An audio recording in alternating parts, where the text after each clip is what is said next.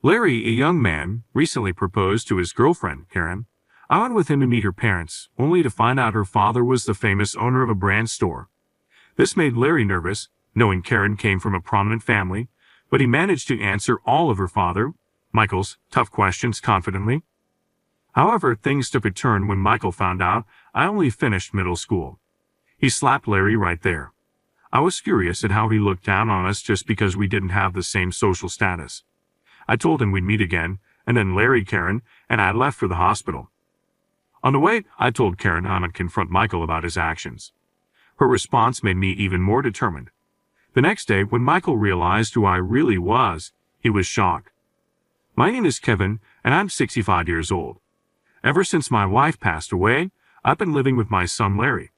Since retiring, my legs have weakened, and I can't walk for long periods. I use a wheelchair at home and rely on Larry to help me move around. Despite being 30 in the prime of his life, Larry cares deeply for me.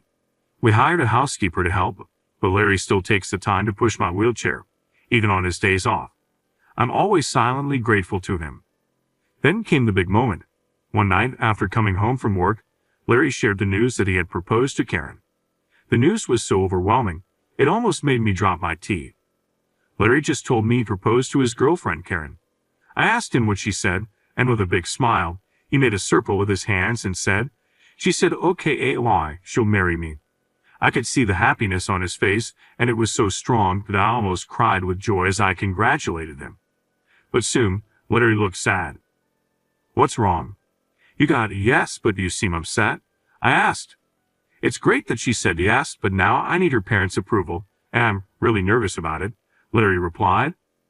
I remember feeling the same way when I met my late wife's parents. Her father was very strict, and it took many trees before he agreed to our marriage. Now, Larry was facing a similar challenge. To encourage him, I patted him on the shoulder and said, "I was really nervous when I asked for permission to marry, but if you're honest about your feelings, they will see your sincerity. I'm not just being a proud dad when I say that Larry is a wonderful young man. He's hardworking, helps around the house, and is well-liked because he's such a kind person. It's a bit scary, but I'll give it my best shot," Larry decided. "That's the spirit. But straight to your successful proposal," I said. That night, we celebrated with our best sake. Karen chose a traditional restaurant for the marriage meeting, one that was wheelchair accessible, showing how thoughtful she is. Larry has excellent taste in women. Karen is truly a wonderful match. Feeling inspired, I decided to give Larry a gift to boost his courage for the upcoming proposal. While he was at work, I went with my helper to a high-end department store to find something appropriate for him. While Larry was at work, I saw a set of bowls being sold as a couple's item. But I reminded myself that Larry hadn't yet received approval from Karen's parents. So trying not to get ahead of myself, I went to a men's boutique instead. At the store, I mumbled to myself while trying to decide what to buy. Being in a wheelchair, I couldn't reach the shelves, so I asked a nearby salesperson for help. "Excuse me, could you help me see something on the top shelf?" However, the salesperson ignored me, probably because he saw my wheelchair. Thinking he hadn't heard me, I tried again. This time, the salesperson sneered and said, "We don't have anything suitable for someone like you here." I was shocked by his rudeness. Just as I was about to complain, a well-dressed man came from the back of the store, and the other staff bowed to him, showing he was someone important. He looked to be in his late 60s, stocky and stout. I approached him, hoping he would address the salesperson's behavior. "Excuse me, I was treated horribly by your staff," I began. Just then, the earlier salesperson called out, "Mr. Michael, the president," and hurried over. This man was not just the store manager, he was Michael, the president of a major menswear brand known throughout Japan. When I explained what happened, Michael asked, "Well, sir, was there an issue with the staff?" I told him again that the staff member had disrespected me when I asked for help. I expected Michael to apologize and correct the situation, but to my dismay, he just snorted and laughed. "Ha ha, sir, this is a high-end men's store. If you're dissatisfied, perhaps try somewhere else." I was shocked and openly showed my anger. "Can't you see our clientele are all affluent? We have nothing suitable for someone as plainly dressed as you." Michael smirked, laughing with the staff. Appalled by the treatment, I left the store in anger. Forget it, I don't need this place, I thought. I knew the brand was popular among celebrities, but this was a bitter experience. I ended up buying a different gift, but the incident at the store still upset me. I planned to give Larry the gift after a successful meeting with Karen's parents. Today, we were heading to the traditional restaurant where Karen's parents were waiting. As Larry pushed my wheelchair, I could see he was nervous. "Don't worry, Karen's parents are probably nice people," I reassured him several times as we got closer. Traditional Japanese restaurants usually have mats and cushions, but they had set up a room with chairs and a table for us. Karen and her parents were already there. But the moment I saw her father, I couldn't help but exclaim, "Oh, what's wrong, Dad?" Larry asked. "It's nothing," I replied. Karen's father turned out to be Mr. Michael, the president from the store. I hadn't realized Karen shared his last name, which is why I didn't connect the dots earlier. When Michael saw me, he nodded with a smile, which was very different from how he had treated me at the store. He seemed friendly and said, "Nice to meet you. I'm looking forward to today," inviting me to sit down. I realized he had forgotten about our previous meeting at the store. To him, I was just another customer he didn't remember. Trying to calm down, I reminded myself that today was about the marriage proposal. However, the idea of Michael becoming Larry's father-in-law wasn't pleasing to me. As the Japanese cuisine was served and we began to eat, I felt a bit awkward. Michael started a conversation. "So where did you meet my daughter, Karen?" "I met Karen through a coworker, and it was love at first sight for both of us," Larry replied. "They started dating after work and their relationship grew deeper." "You have a good eye to take a liking to my daughter," Michael chuckled. After dating Karen for a while, I learned that her father is the president of a famous apparel company. At a family meeting, I saw Larry and Mr. Michael getting along well, which was a relief. Karen, who was initially nervous, relaxed as she watched them chat. Then Mr. Michael started talking about his family history, dating back before the Showa era. He said it was his duty as the head of the Michael family to maintain their legacy. The atmosphere tensed up as he looked at Larry and said he needed to determine if Larry was suitable to be his daughter's husband. Mr. Michael was smiling, but his words made us feel inferior. I had noticed at the store that Mr. Michael was an arrogant man who seemed to think all the accomplishments of his ancestors were his own doing. As the conversation continued, Karen whispered to her father, asking him to be careful with his words. Suddenly, Mr. Michael slapped her across the face. Larry and I were too stunned to move. Mr. Michael declared that he would decide who Karen marries and warned her not to speak out. Karen looked sad with a bruised cheek. It was shocking. "Mr. Michael, sir, that was too much," Larry said, standing up for her. Mr. Michael glared at him and scoffed. "Oh, a young man dares to speak against me." Larry, looking straight at Mr. Michael, declared his intention to marry Karen, showing his determination no matter the opposition. Inspired by his courage, I also stood up to Mr. Michael, praising Larry's diligence at work and the high regard his superiors have for him. I said Larry, still in his 30s, has a promising future. "Desperate to join our ranks, are you?" Mr. Michael scoffed, dismissing us with a snide remark, but I kept my cool. I told Mr. Michael that all I wanted was for my son and Karen to be happy and asked him to bless their marriage. Then I bowed my head deeply. Larry did the same. However, Mr. Michael clicked his tongue loudly and said, "Didn't you hear? I decide if you are suitable to be my son-in-law." "Dad, don't raise your voice, it's disturbing the other guests," Karen interjected. "Be quiet. Your marriage is my decision," Mr. Michael snapped back. Despite Karen's effort to calm him, Mr. Michael glared at us and criticized, "Why are only two of you here? It's only polite for both parents to come to a marriage meeting." It seemed Larry had already explained our family situation to Karen, but Mr. Michael had either forgotten or ignored it. "My wife passed away when Larry was in high school. Since then, it's been just the two of us," I explained. "We face the grief of losing family members and are here now. My role, having outlived my wife, is to ensure Larry's happiness. We're our father-son household. Such broken people shouldn't dare approach our family," Mr. Michael sneered. Larry and I were shocked by his insult. Karen and her mother looked at him in disbelief. "Please take back what you just said. I might overlook it if it was just about me, but I can't ignore an insult towards my father and late mother," Larry said, visibly angry and his face turning red. "An insult? I'm merely stating facts," Mr. Michael scoffed, taunting him further. Then, ignoring our feelings, he bombarded us with questions.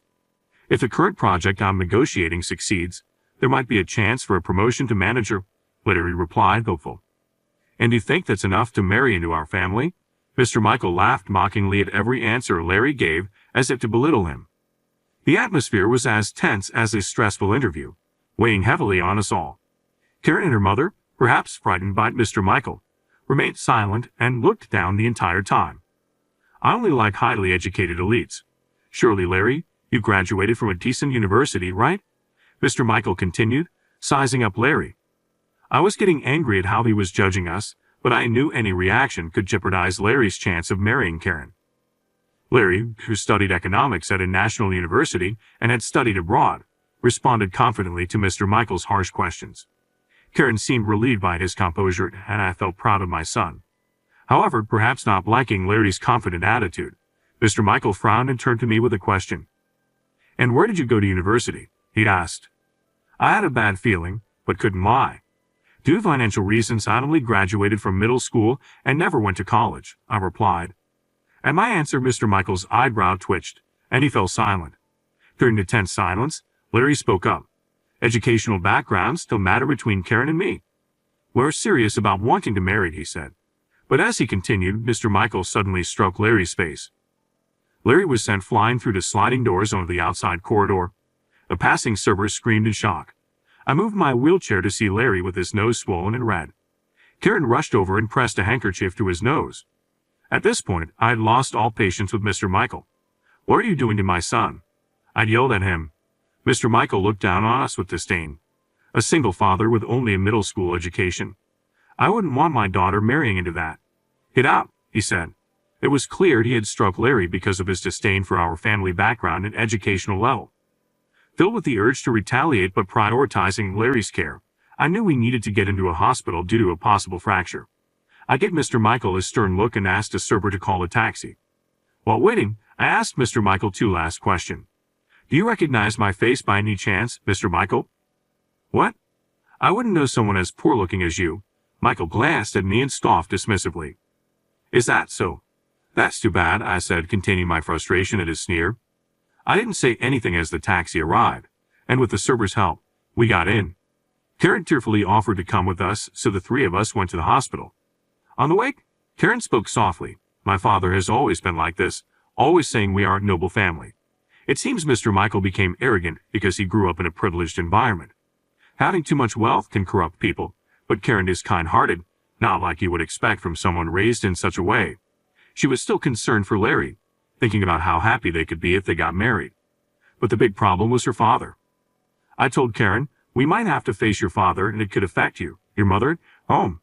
She looked at me, wide-eyed. Then with determination, she said, "No matter what, I want to marry Larry. I will tell my mother myself." Knowing her feelings, I took out my phone and made a call. "Hello, it's me. Sorry for the rush, but gather everyone for an emergency." Soon after, we arrived at the hospital. Luckily, Larry didn't have any fractures and just needed some treatment. We got a medical report from the doctor, now ready to deal with Mr. Michael, if necessary. The next day, I went to a rented conference room downtown. Larry was with his assistant due to work. When I entered, many people were already there, including some older gentlemen and a woman in her 50s wearing glasses. Mr. Michael was also there. Seeing me, he looked shocked. "Why are you here?" he exclaimed loudly. As soon as he raised his voice, the others in the room glared at him. Noticing the odd atmosphere, Mr. Michael looked around nervously. "What's going on with everyone?" he asked. "It's obvious, Mr. Michael," you shouted, for he remarked. "What's more important, why is a middle school grad in this sacred place?" Initially shocked, Mr. Michael now looked at me with disdain. "I gathered everyone here urgently," I responded.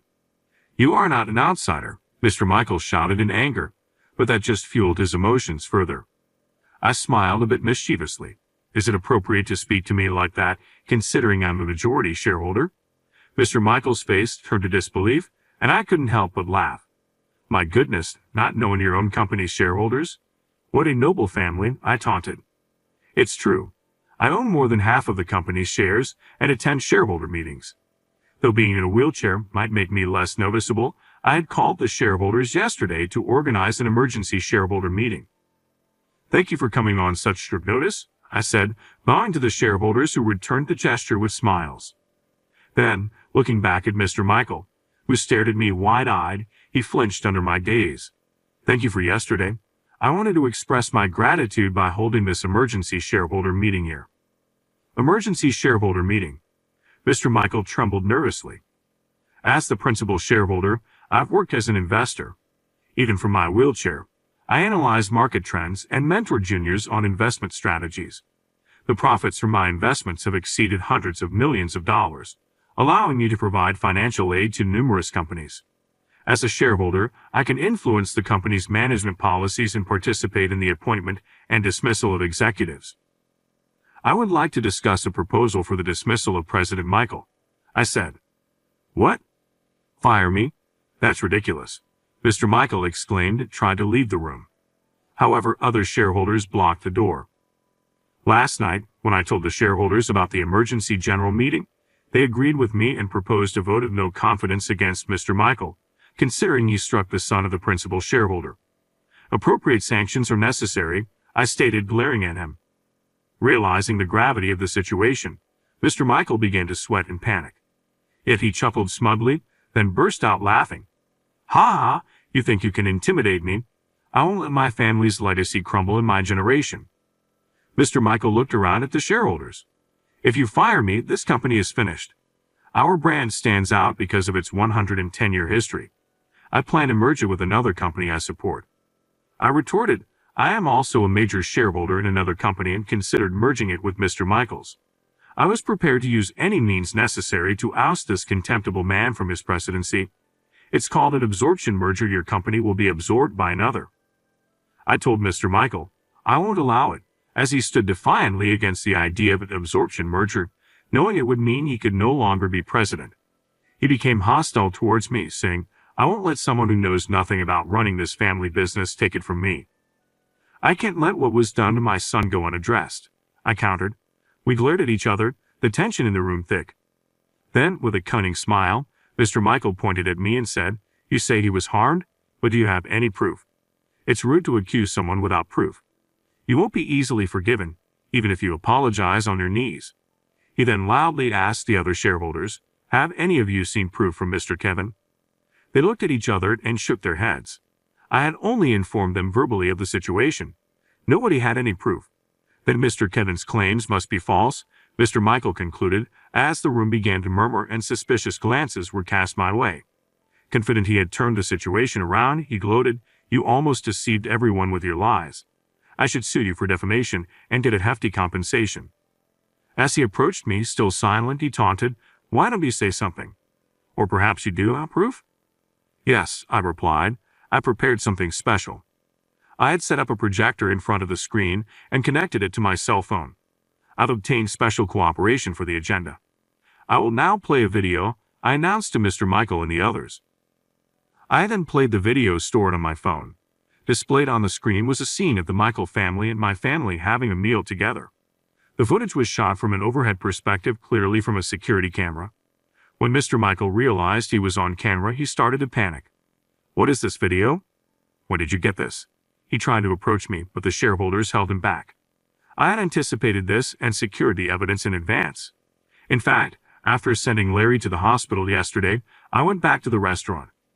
I explained to the restaurant owner and the waitress what had happened and managed to get the security footage from them.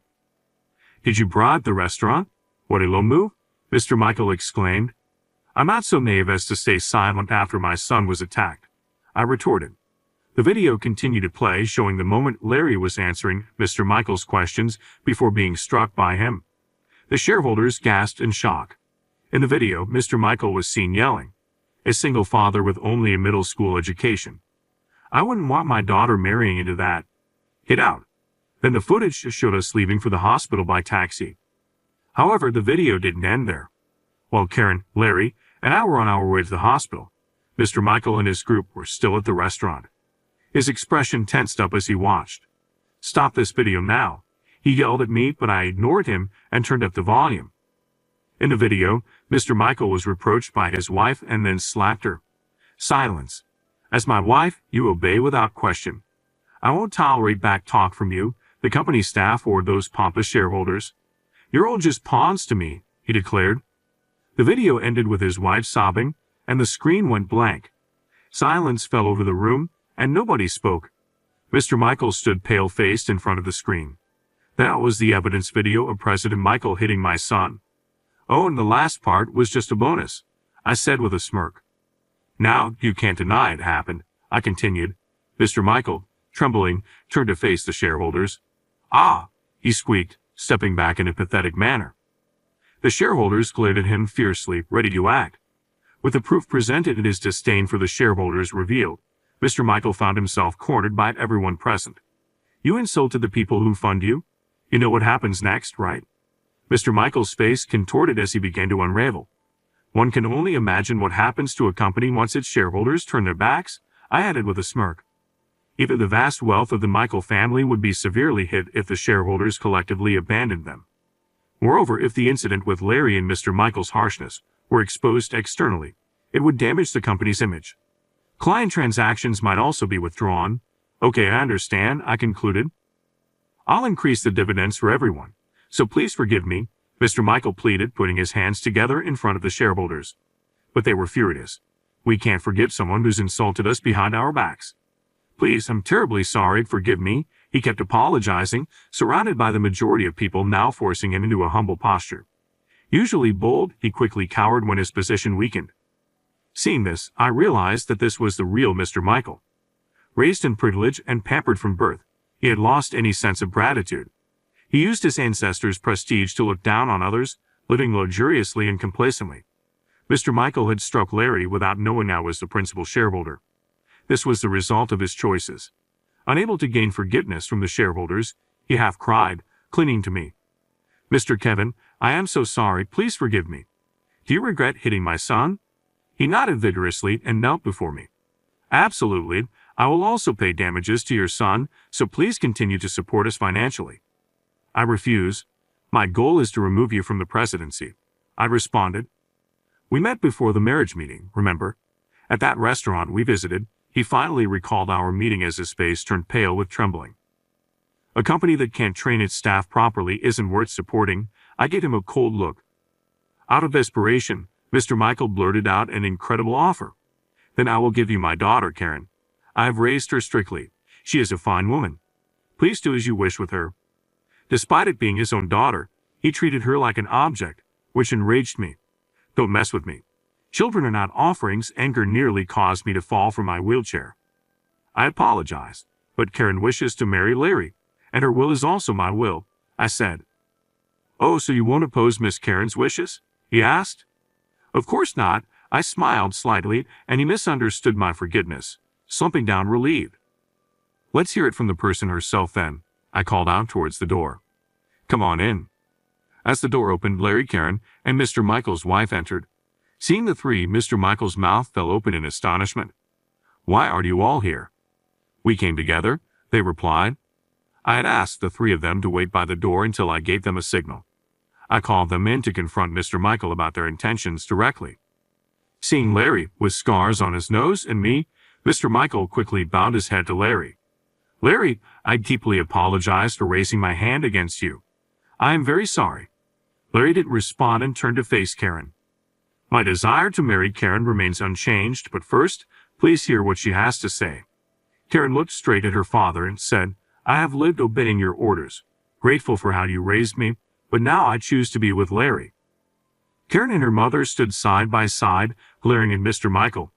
My mother and I are leaving the house and will cut ties with you, Karen declared. In the taxi, I had learned about her decision to separate from Mr. Michael.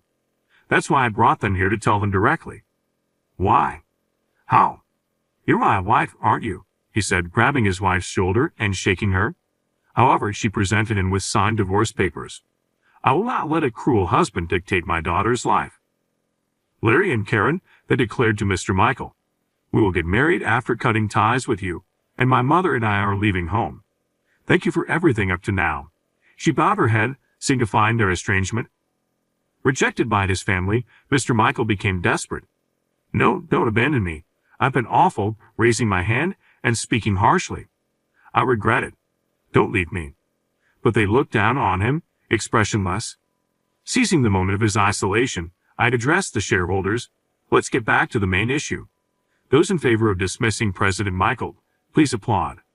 A few scattered claps gradually grew louder. When everyone except Mr. Michael clapped, his fate was sealed. This marks the end of your glorious life. Curse your own foolishness, someone said. Mr. Michael collapsed to the floor, weeping loudly. With that, the emergency shareholder meeting concluded. The company was then absorbed through a merger, and Mr. Michael was stripped of his executive position. Now shunned by former business associates who were aware of his brutal behavior, he found himself completely alone. Furthermore, a skilled lawyer hired by his wife exposed years of domestic harassment, resulting in a multi-million-dollar settlement. The once prestigious Michael family fell apart with his generation. Mr. Michael tried to start new businesses using the remains of his fortune, but he soon faced financial difficulties and went bankrupt multiple times, increasing his debts until nothing was left. His mansion was taken to repay debts, and all his valuable possessions were confiscated. Without work, family, or home, Mr. Michael wandered until he became homeless. One can only imagine what his ancestors, who had built such wealth, would think of him now, possibly standing by his bedside at night, whispering words of resentment. After the merger, Karen and her mother lived modestly, their spirits lifted, free from Mr. Michael's oppressive presence. Larry happily married Karen. They built a new home and invited me to live with them. Initially, I refused, not wanting to intrude on the newlyweds, but they insisted, and I was spared from loneliness. And one thing I almost forgot, I finally gave Larry the wedding gift I had been carefully saving for him.